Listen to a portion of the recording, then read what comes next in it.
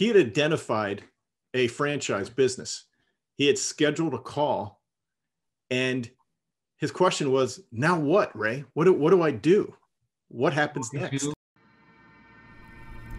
Hello, everybody, and welcome to another episode of Franchise Feedback with Ray and Terry. I'm Terry, and I'm here with my friend Ray Fanning.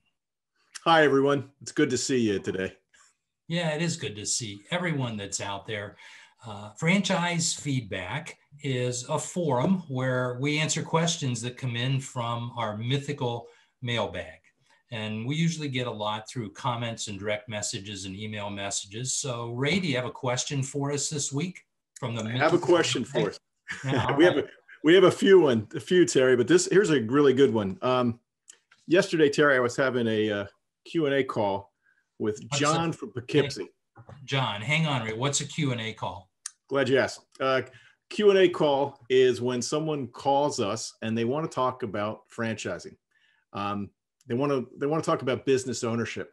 Sometimes they want to talk about getting a job. What's important to know, Terry, is that there's no cost to this. There's no obligation. There's no commitments. There's no catches.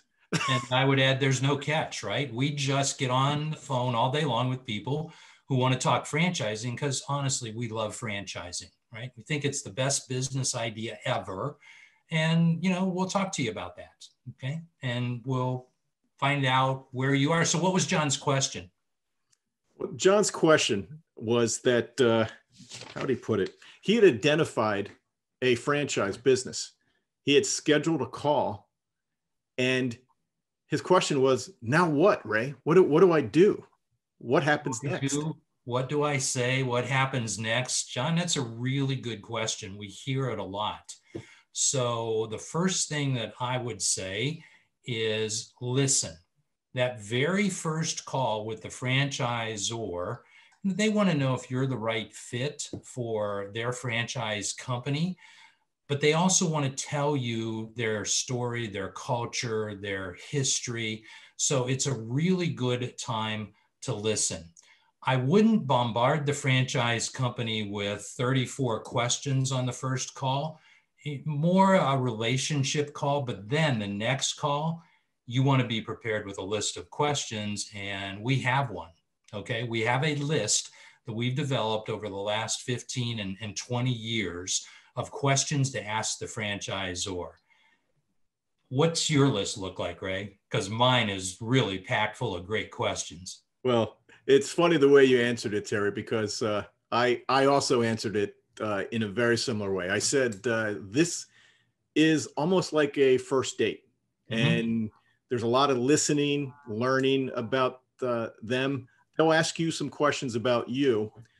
I did share with John that I have a list. It's the same list you and I have worked on for years, Terry, which is some basic questions. And I've learned that it's really important to have that list. Not that you're going to run and ask each one on there, but just so you have it. It kind of takes the pressure off, and you can look down and ask a question or two based on what you've listened and learned from the call. So part of our informed education process is to make sure that as you talk to the franchise company and go through an investigation, you turn over every stone. And so you can simply, scratch off questions as you get them answered, once, multiple times, and keep narrowing that list down and keep asking new questions. And then you get to what is really an informed decision. Absolutely, Terry.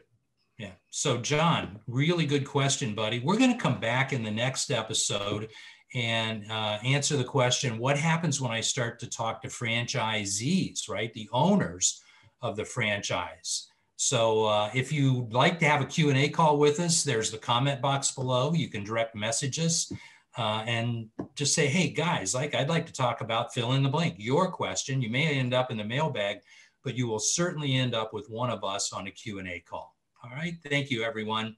Have a great day. Have a great day.